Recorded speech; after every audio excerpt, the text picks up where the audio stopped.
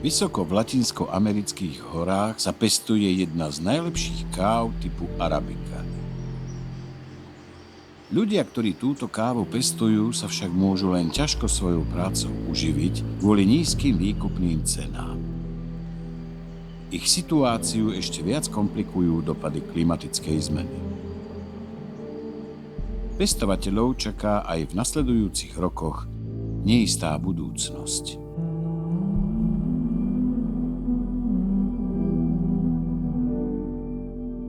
Takmer 60% svetovej produkcie kávy pochádza z Latinskej Ameriky. Tam sa pestuje najmä kávovník arabský, ktorý je náročnejší na pestovanie než odroda robusta. Vyžaduje si teplé dni a chladné noci, vyvážený pomer dažďa a slnečného svitu, k tomu nadmorskú výšku od 800 do 2200 metrov a dobrú starostlivosť. Aby kávovníky začali rodiť, musíme najprv pripraviť pozemok. Musíme ho dôsledne ručne očistiť od lístia a náletov. Potom môžeme sadiť kávovníky. O niekoľko rokov kávovníky zakvitnú a o ďalších 8 až 9 mesiacov dozrievajú plody kávovníkov a prichádza zber úrody. Keď káva začne dozrievať, vyzveme zberačov, aby ju prišli pozbierať. Zber je vrcholom sezóny každého pestovateľa kávy. Káva dozrieva postupne a na dosiahnutie najvyššej kvality sa musia priebežne zbierať len zrelé čerešne, takže zber trvá niekoľko mesiacov. Po zbere úrody sem prinesieme nazbierané plody na odšupkovanie. V každom plode sú 2 kávové zrná. Tie sa potom nechajú fermentovať. U nás je chladnejšie, takže fermentácia trvá 14 až 16 hodín, až potom zrná premývame. Zozbierané kávové čerešne ošúpeme, zrná umieme a uložíme na prírodné sušiaky. Keď sú dostatočne suché, naložíme ich do vriec a odvezieme do mesta na predaj.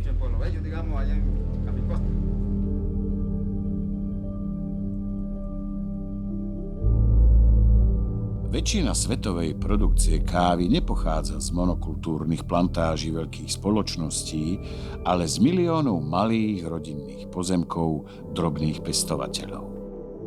Celkovo 95% všetkých pestovateľov kávy na svete obhospodaruje pozemky s rozlohou len 5 hektárov, čo je približne veľkosť 7 futbalových ihrísk.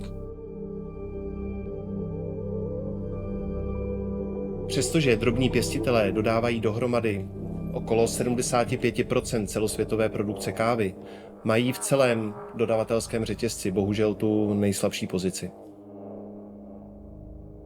V roce 2019 kontrolovala pouhá 5 velkých obchodníků polovinu celosvětové produkce zelené kávy a desítka největších pražíren zpracovala přes 1/3 kávy a vydělala odhadem 55 miliard amerických dolarů.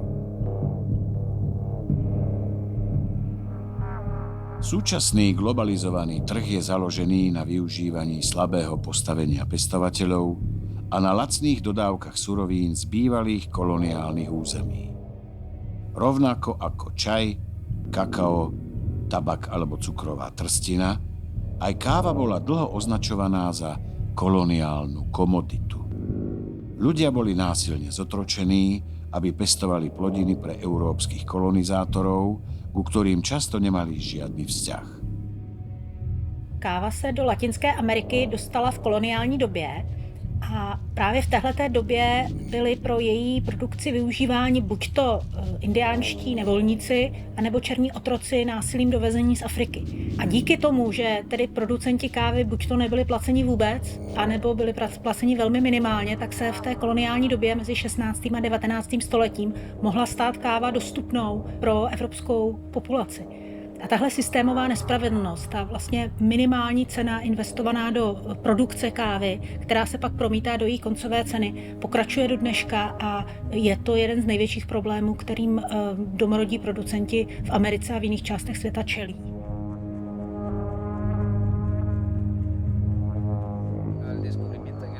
Keď kolonizátori objavili naše územie v roku 1863, Zaviedlo sa tu pestovanie kávy. Domorodá kultúra o nej nič nevedela, pretože to bol produkt dovezený kolonizátormi. Dnes je to však jediný produkt, ktorý zabezpečuje príjem pre domorodé rodiny. Na cenu kávy má zásadný vplyv jej kvalita. Dnes je úplne bežné, že vypestovanú kávu testujú profesionálni degustátori.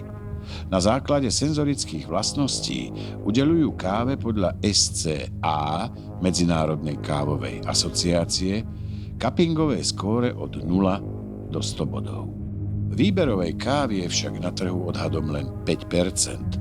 95% kávy na svetovom trhu patrí medzi bežnú kávu.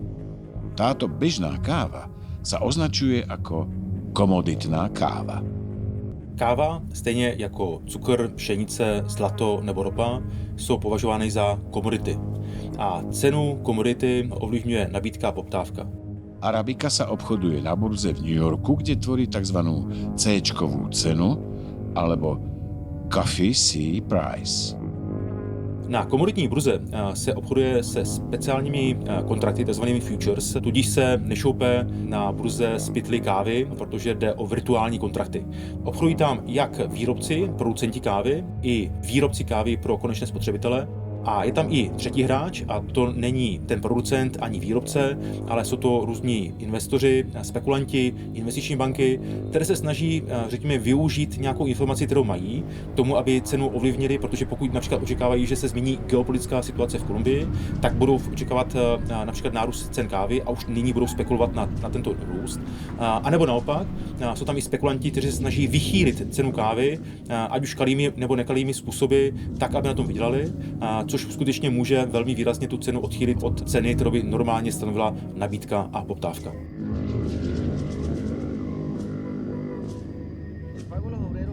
Keď je cena kávy nízka, je pre nás veľmi ťažké zaplatiť pomocných robotníkov. Takmer všetok zisk z predaja kávy išiel na výplaty pracovníkov a na nevyhnutnú údržbu pozemku a zber kávy. Zostáva nám potom len veľmi málo.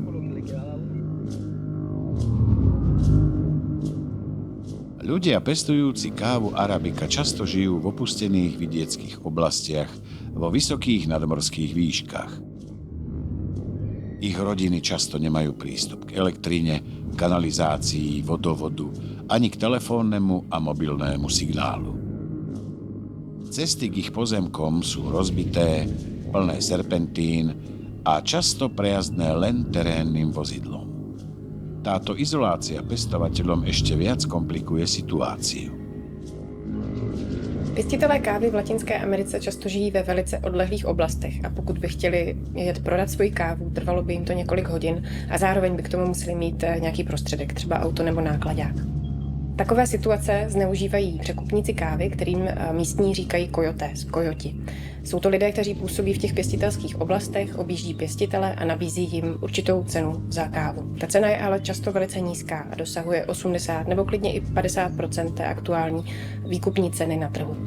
Pro pěstitele je taková situace samozřejmě velice nevýhodná. Zároveň jsou ale izolovaní a tak nevědí, jestli přijde ještě nějaký jiný překupník s nějakou lepší nabídkou. Přistupují tak na ty nevýhodné podmínky a dostávají se do koloběhu, kdy nejsou schopní za svoji kávu dostat dobrou cenu a uživit tak svoji rodinu.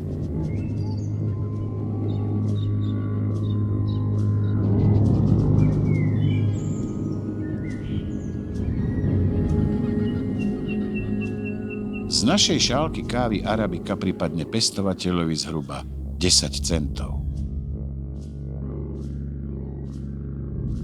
Podľa analýzy platformy Enveritas 44% pestovateľov žije z menej ako $3.20 na deň.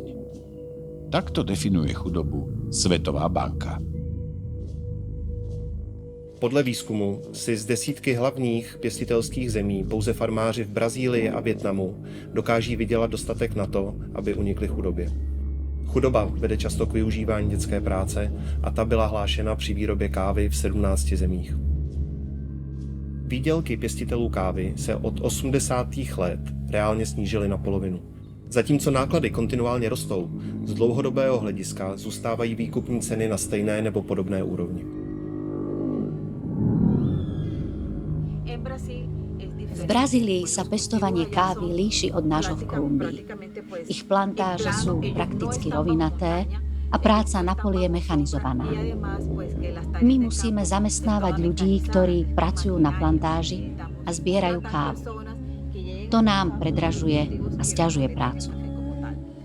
Aj naše prístupové cesty k pozemkom sú oveľa komplikovanejšie.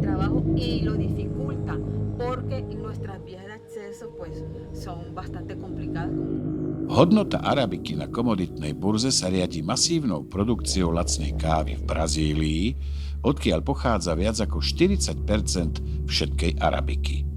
Pestovatelia v Kolumbii, Peru alebo Kostarike majú vyššie náklady spojené s produkciou kávy, ale burzová hodnota ich kávy je pre nich rovnaká ako pre pestovateľov v Brazílii. Zvyšujú sa nám ceny surovín potrebných na udržiavanie plantáží a navyše sa stretávame s nedostatkom pracovnej sily pre prácu na pozemku. Lokálni pracovníci tu u nás nezostali. Nemôžeme si dovoliť ich zaplatiť. Je to pre nás príliš drahé.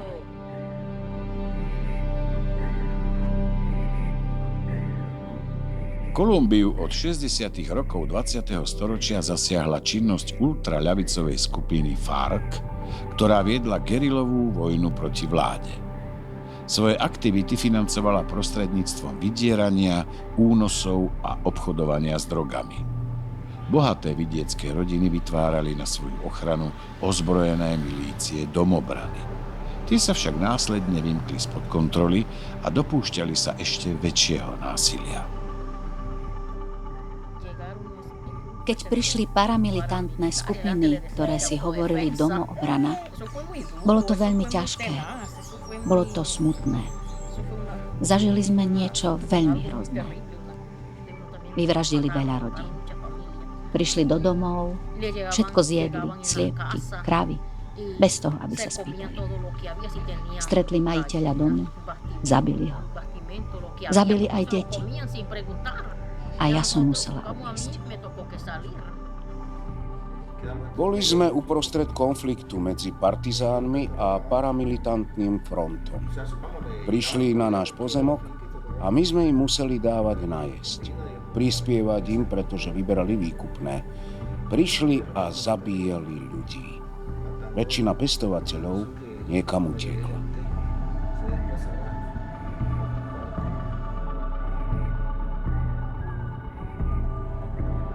Zlá ekonomická a hospodárska situácia ľudí v pestovateľských krajinách často vedie k sociálnym nepokojom, vzniku násilných skupín a destabilizácii regiónov. Pre mnohých pestovateľov v Kolumbii nie je pestovanie kávy ziskové a sú nútení pestovať nelegálne koku. Nachádzame sa v Kolumbii, krajine, ktorá je rozmanitá s mnohými kultúrami. V niektorých regiónoch pestujú plodinu, ktorá je v Kolumbii zakázaná. Túto situáciu spôsobili ekonomické podmienky.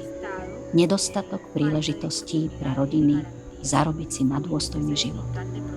Preto sa teraz venujú pestovaniu koky. Koka je v súčasnosti predovšetkým surovinou na chemickú výrobu kokainu. Domorodí obyvatelia Južnej Ameriky však listy kokaínového kríka používali už pred 4000 rokmi na zmiernenie únavy a k spirituálnym účelom. Domorodé kultúry vždy pracovali s ajo, s listami koky.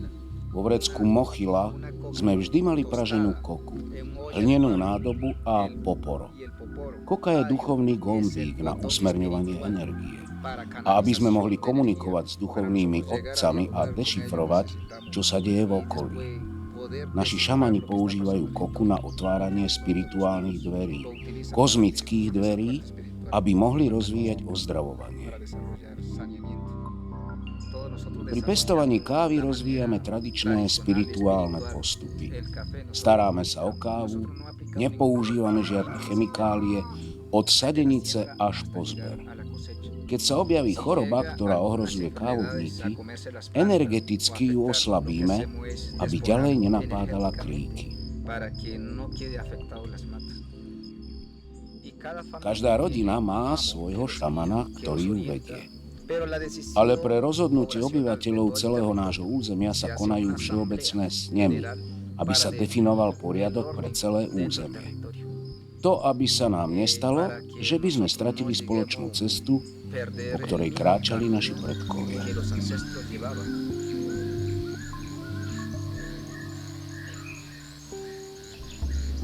Pre milióny pestovateľov kávy však dlhodobo nízke výkupné ceny a rastúce náklady nie sú jedinými starosťami.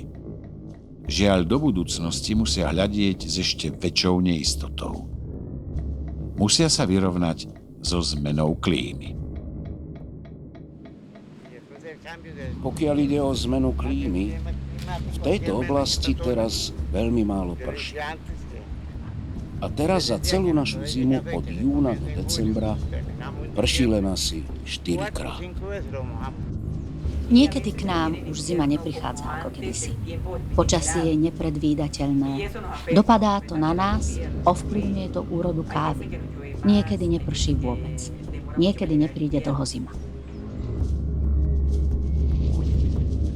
Ta současná změna klimatu, kterou nyní prochází naše planeta, je mnohem rychlejší než jakákoliv předchozí klimatická změna, kterou planeta procházela v posledních několika milionech let. Dopady klimatické změny postihují nejvíce ty nejchudší obyvatele planety, kteří svým jednáním těm změnám klimatu přispívají vlastně nejméně. To platí rozhodně i pro pěstitele kávy. Za súčasnú zmenu klímy môžeme predovšetkým my, obyvatelia bohatých a priemyselných krajín. Slováci produkujú v priemere 2-krát viac skleníkových plynov, ako je svetový priemer. Ničíme fungujúce ekosystémy a spaľujeme fosílne palivá. Z tohto dôvodu aj v Slovenskej republike čoraz častejšie zaznamenávame obdobia extrémnych horúčav s ničivými požiarmi a prívalové dažde s ničivými povodňami.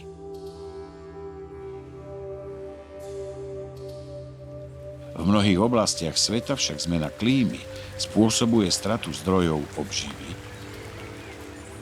Oblasti tropického a subtropického pásu jsou současnou změnou klimatu docela významně postiženy.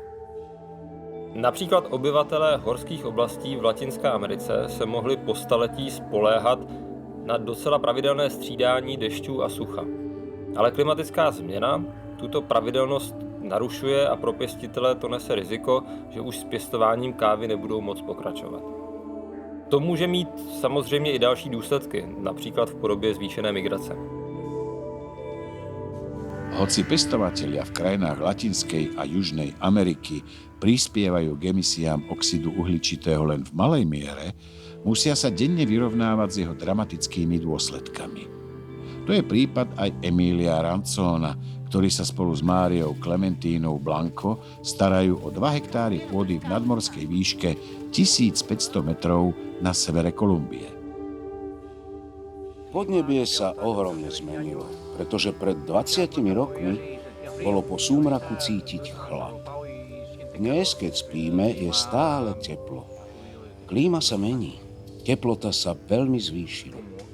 Pred 50 rokmi, keď sme sa sem dostali a začali obrábať tieto svahy a pestovať kávu, prišla okolo 2 hodiny popoludní hmla. Mohli sme sa len tak rozprávať, pretože vonku bola takmer tma. No a vidíte, dnes sa to už nestáva.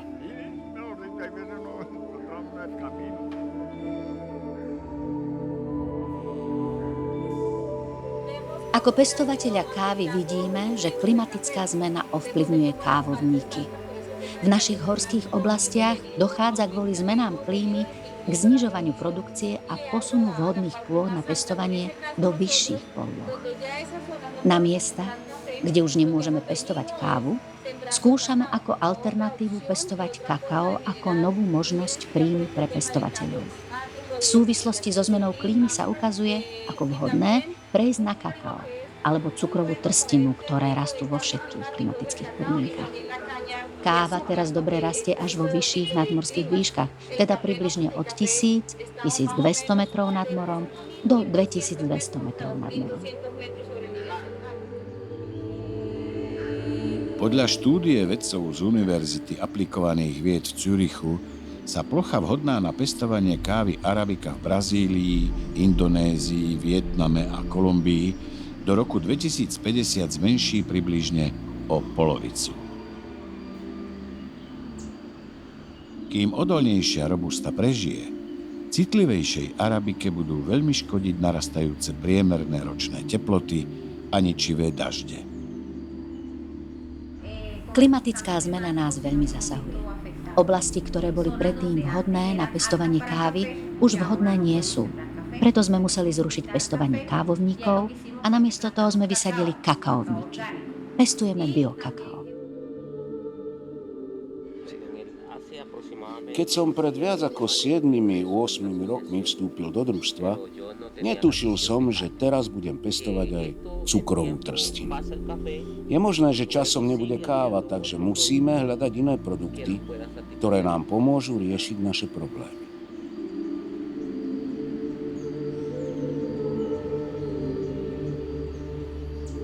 V kolumbijských horách sa priemerná teplota od roku 1980 zvýšila o 1,2 stupňa. Aj takéto nepatrné zvýšenie teploty vyvoláva udalosti a javy, ktoré majú veľký vplyv. Okrem extrémnejšieho počasia a ťažkostí pri pestovaní sa viac šíria aj choroby, aj škodcovia. Prišlo k nám plesňové ochorenie roja a dostalo sa na kávovníky. Tie potom takzvané zdrevnateli. Kávovníkom popadali listy a bez listov už rastlina nemohla získavať výživu a uschla. V tomto prípade nemohol pestovateľ predať kávu do družstva, pretože má veľa defektov. Mnoho dodaných kávových zrniek je napadnutých plesňou, ale aj hmyzom. Tu je to konkrétne broka a severa. Oblasti vhodné na pestovanie kávy sa presúvajú do vyšších nadmorských výšok. Hrozí, že dôjde k výrubu pôvodných pralesov kvôli získavaniu nových miest na pestovanie. Štúdia Coffee Barometer z roku 2020 varuje, že snaha o zachovanie súčasnej produkcie kávy by do roku 2050 znamenala zničenie desiatok miliónov hektárov dažďových pralesov, čo by malo zničujúci vplyv na ekosystémy po celom svete.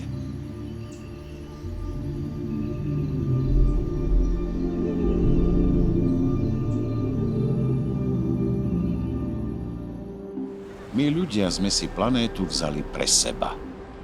Chceme lacný tovar a nepozeráme sa na dôsledky. Udržateľné pestovanie kávy je obrovskou výzvou pre celý kávový biznis. Pestovatelia dodnes žijú v chudobe a bez podpory v boji proti dôsledkom zmeny klímy.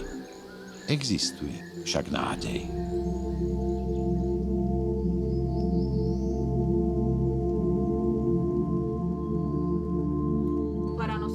Je pre nás zásadné predávať kávu v systéme Fairtrade. Získavame bonusový Fairtradeový príplatok, ktorý používame na to, aby sme mohli meniť životné podmienky pestovateľov. Pre zlepšenie svojej situácie sa pestovatelia spájajú do družstiev. V nich sa potom rozhodujú, či nechajú svoje družstvo certifikovať, napríklad bio alebo Fairtrade. Do obchodného partnerstva v systéme Fairtrade je zapojených viac ako 800 000 pestovateľov kávy. Vo Fairtrade funguje výkupná cena inak. Je tu stanovená úroveň minimálnej výkupnej ceny, pod ktorú odberateľ nemôže kávu od družstva vykúpiť. V 4 z posledných 5 rokov bola cena kávy oveľa nižšia ako dnes. Takže sa aktivovalo Fairtradeové dorovnanie do minimálnej výkupnej ceny. Pestovatelia dostávali za svoju úrodu kávy aktuálnu trhovú výkupnú cenu danú burzou, ale pretože sa aktivovalo dorovnanie do minimálnej výkupnej ceny, tak za 2 až 3 mesiace im ešte dorazil doplatok pochádzajúci z Fairtrade.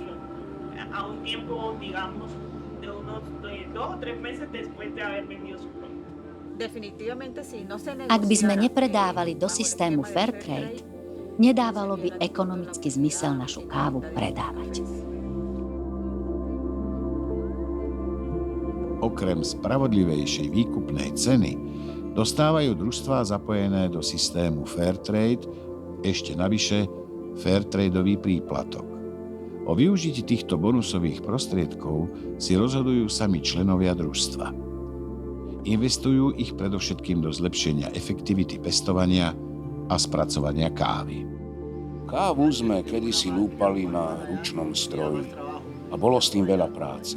No vďaka pomoci družstva máme teraz túto elektrickú odšupkovávačku, ktorá nám prácu veľmi uľahčuje. A vďaka družstvu sme z príplatku tiež mohli opraviť náš dom a získali sme lepšie znalosti o práci s kávou. Tento dom sme opravili z Fairtradeového príplatku, ktorý sme dostali navyše. Opravili sme z neho aj moju spracovateľňu kávy. Je to pre mňa veľká pomoc od družstva.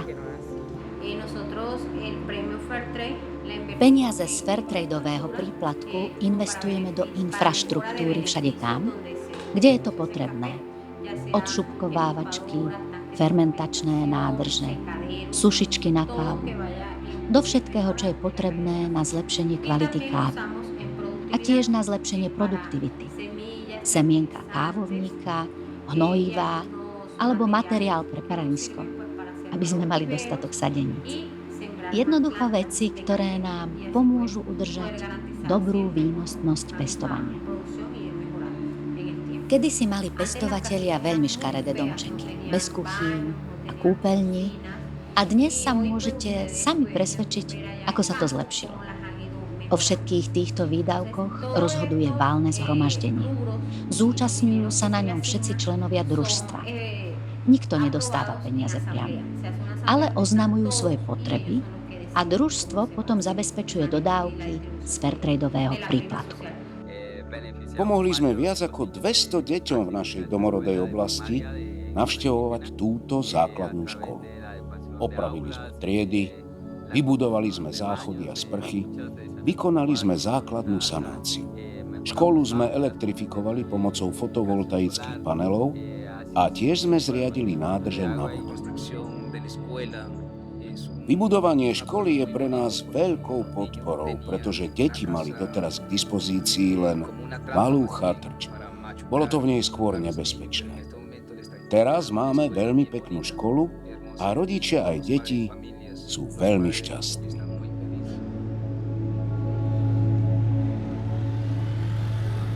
Pestovateľské družstvá z Fairtradeového príplatku platia aj skúsených technikov, ktorí poskytujú poradenstvo v oblasti pestovania, ako aj v boji proti škodcom a hubovým chorobám. Medzi hlavných škodcov patrí broka, zavíjač kávový, ktorý kladie vajíčka do kávových zrniek.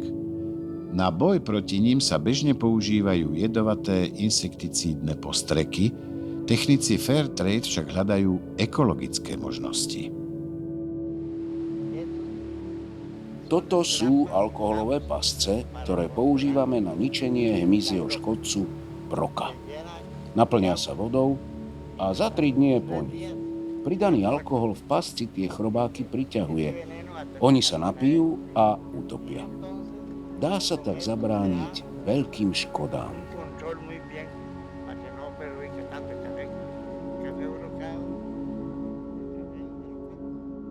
V boji s dopadmi klimatickej zmeny je pre pestovateľov zásadnou stratégiou testovanie odolnejších odrôd kávovníkov a pestovanie v zatienení. Medzi pestovateľmi kávy je to však stále výnimka. Stromy pritom poskytujú nielen tieň pre postupnejšie zrenie plodov, reguláciu teploty a vlhkosti na pozemku, ale aj jedlé plody alebo úkryt pre vtáky a ďalšie živočíchy. Ako vidíte, mám tu rôzne stromy, ktoré tienia kávovníky. Sú tu stromové fazule, guamo, ktoré používame na ochranu pôdy. Keď čistíme pôdu, máme veľa práce so spadnutým lístím. Slúži nám však aj ako hnojivo. Keď kvitnú kávovníky, prilietajú sem včely a zbierajú nektár. Ale prilietajú sem aj osy, kolibríky a ďalšie vtáky, napríklad papagáje. Niektoré druhy sa vyskytujú len v tejto oblasti. Káva nemôže byť monokultúrnou plodinou. Plody stromov konzumujú papagáje, ako je napríklad papagáj loro. A prilietajú sem aj tukany. Nemyslíme len na pestovanie kávy, ale aj na výživu zvierat, biodiverzitu, životné prostredie. Jednoducho myslíme na celú prírodu. Niektoré pestovateľské družstvá sa snažia zalesňovať ohrozenými druhmi stromov a okrem zalesňovania sa zameriavajú aj na posilnenie druhovej rozmanitosti miestnej flóry a fauny. V tejto lesnej škôlke družstvo Kópepiňa rozmnoží ročne 2000 stromčekov a až 50 druhov drevín. Celkovo tu máme viac ako 10 ohrozených druhov a niektoré kriticky. Je veľmi ťažké nájsť dospelý plod, ktorý by poskytol semená. Tunajšia komunita pestovateľov je za našu škôlku vďačná, pretože ktokoľvek má chuť niekde na svojom pozemku niečo zalesniť alebo obnoviť prírodný ekosystém, môže sa na nás obrátiť a my mu s veľkou radosťou stromčeky poskytneme, rovnako aj návody, ako a kde ich správne vysadiť. S klimatickou krízou sa nedá bojovať len redukciou fosílnych palív, je potrebné chrániť aj ekosystémy, kľúčové sú v tom lesy, špeciálne pralesy, ale aj pôda, pretože v nich sa dokáže ukladať veľké množstvo oxidu uhličitého z atmosféry a rastliny totiž spracovávajú oxid uhličitý, spájajú ho s vodou a vyrábajú tak cukry, ktoré ďalej ukladajú vo svojich telách. Odpadným produktom je kyslík, ktorý my všetci dýchame. Je veľmi dôležité, aby v tých ekosystémoch bolo uloženého čo najviac oxidu uhličitého, ktorý pochádza z atmosféry, a k tomu je dôležitý správny manažment. Environmentálne šetrné pestovanie je dôležité pre zachovanie stability a sily celého ekosystému. Táto cesta však nie je pre každého, ako vysvetľuje Medardo, ktorý vidí neochotu svojich kolegov vzdať sa agrochemikálií kvôli vyššej náročnosti pestovania a nižšej výnosnosti. Pestujeme inak ako susedia. Ako členovia Fairtradeového družstva musíme dodržiavať určité pravidlá. Napríklad, nesmieme používať chemické insekticídy alebo chemické hnojivá. Hnojivá musíme využívať len organické. Vyrábame si ich sami tu na farme. Niektorí naši susedia na to nechcú pristúpiť. Môžu používať chemikálie, majú potom vyššiu produkciu kávy a je to pre nich aj menej práce.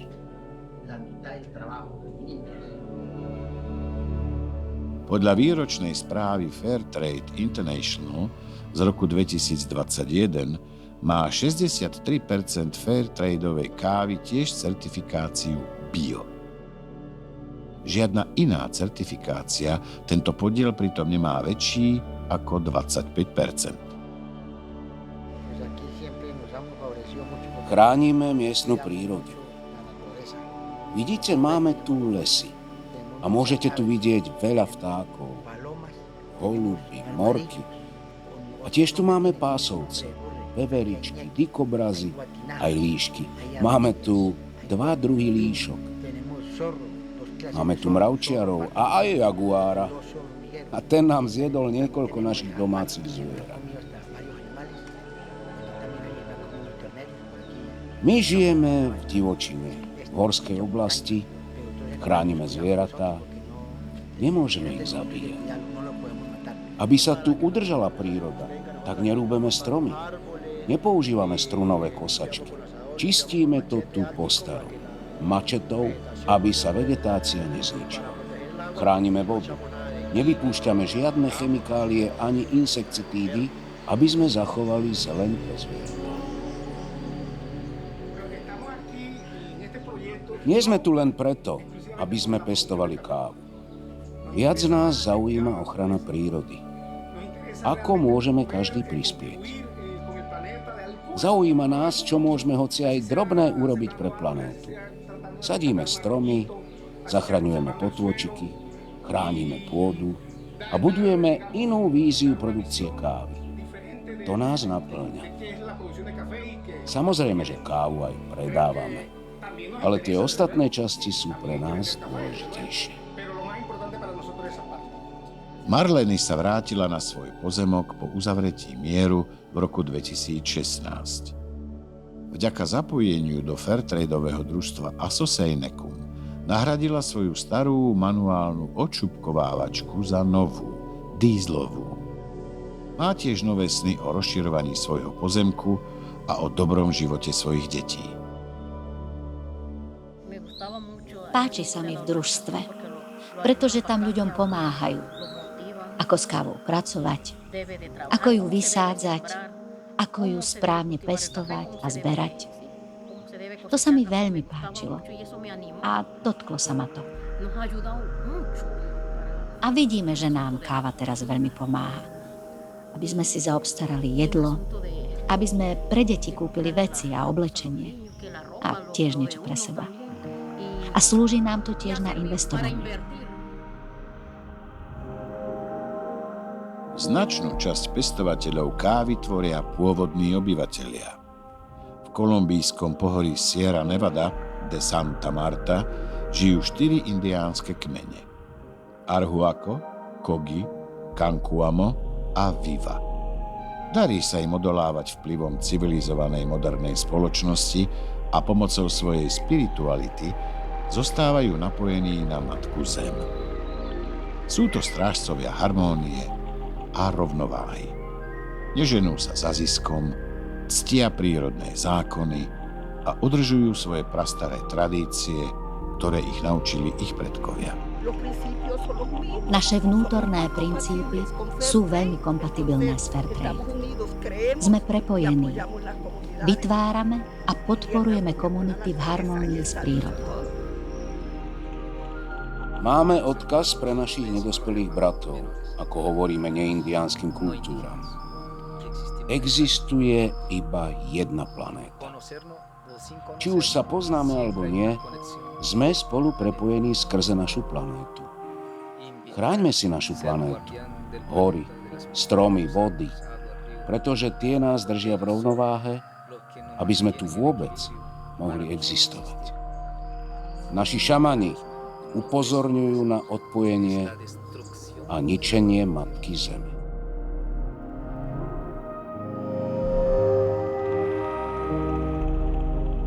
Káva je luxusný tovar, ktorý pochádza z diaľky. Stojí za ním množstvo práce. Práce ľudí, pre ktorých nie je ľahké sa jej pestovaním uživiť a ktorí sú ohrození klimatickou zmenou. Pokiaľ nebudeme budovať udržateľnejšie modely fungovania kávového biznisu, nečaká pestovateľov a ani našu planétu dobrá budúcnosť.